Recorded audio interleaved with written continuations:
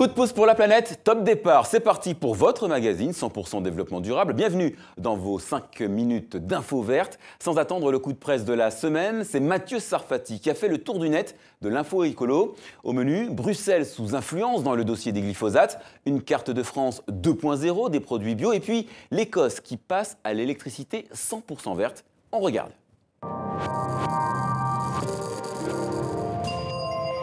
C'est un pari un peu fou. 100% d'énergie renouvelable en 2020. C'est en tout cas le pari de l'Écosse. Pour y parvenir, le gouvernement encourage les citoyens à changer leurs habitudes.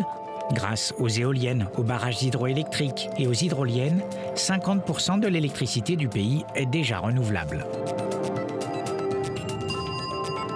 Où trouver des produits bio et en circuit court près de chez vous? Une carte de France interactive est désormais disponible sur Internet. Une initiative de la Fédération nationale de l'agriculture biologique qui organise des portes ouvertes dans les fermes jusqu'au 24 septembre. En France, 7,3% des exploitations agricoles possèdent le label bio. Des experts à la fois jugent et partis. C'est le constat gênant d'une ONG à l'encontre de Monsanto. Une expertise remise à la Commission européenne concernant le glyphosate, cet herbicide controversé de la marque américaine, contient des passages entiers d'arguments fournis par Monsanto lui-même. Des copier-coller qui viennent s'ajouter aux nombreuses accusations de collusion. La Commission européenne a proposé récemment de réautoriser le glyphosate en Europe pour 10 ans. Des algues 100% naturelles en lieu et place des pesticides. Attention, une certaine industrie a du mouron à se faire. Avec notre coup de pouce de la semaine, nous avions déjà évoqué les recherches de cette petite entreprise du Bordelais. En France, elle développe des solutions naturelles pour l'agriculture. Son algue miracle a été testée grandeur nature et les résultats sont étonnants. David Bazier, Bernard Bonarme. Dans cette fiole, un concentré d'algues naturelles qui promet d'être aussi efficace dans les vignes qu'un pesticide chimique. Avec le dirigeant de l'entreprise française à l'origine du produit, ce viticulteur de Cognac constate les effets spectaculaires de cette algue contre le mildiou, l'un des fléaux de la vigne. Une dose pour 8 rangs de vigne. Il n'y a pas besoin d'en mettre beaucoup, c'est très puissant. C'est une microalgue marine qui pousse naturellement, qui se trouve naturellement dans l'océan, et notamment ici dans l'Atlantique, qu'on récolte et qu'on va faire pousser, multiplier dans des bassins d'eau de mer. Et elle va fabriquer un cortège de molécules, et ces molécules vont avoir un effet contre le mildiou. Nous avons demandé à 2 techniciens viticoles indépendants de nous donner leur avis sur la récolte.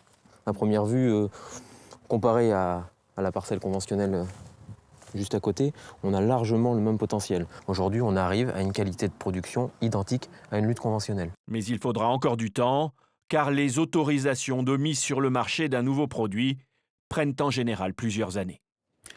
L'amiante blanchie par la justice française. Pour nous, ça vaut un carton rouge. C'est un rebondissement qui fait hurler les associations de victimes. La semaine dernière, la Cour d'appel de Paris a annulé la mise en examen des responsables dans 2 dossiers emblématiques. Plus de responsables, donc des morts et malades qui ont travaillé sur le campus de Jussieu et sur les chantiers navals de Nordmed à Dunkerque. Des travailleurs sans protection qui ont inhalé cette fibre dont les dangers sont pourtant avérés. Les victimes dénoncent un parti pris de la justice pour les empoisonneurs. Faites-vous votre idée.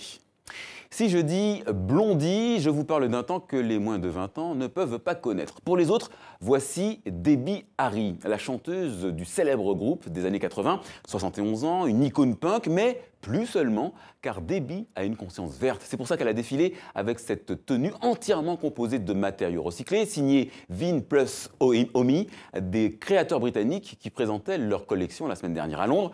Collection essentiellement faite avec du plastique. Alors je ne suis pas assez féru de mode pour juger de l'esthétique, je vous laisse faire. Et c'est la fin de cette édition de Coup de pouce pour la planète. Merci de l'avoir suivi. N'oubliez pas qu'on attend vos petits coucous sur les réseaux sociaux, ça nous fait toujours plaisir. Moi je vous dis à très bientôt et d'ici là, prenez soin de la planète, elle le mérite.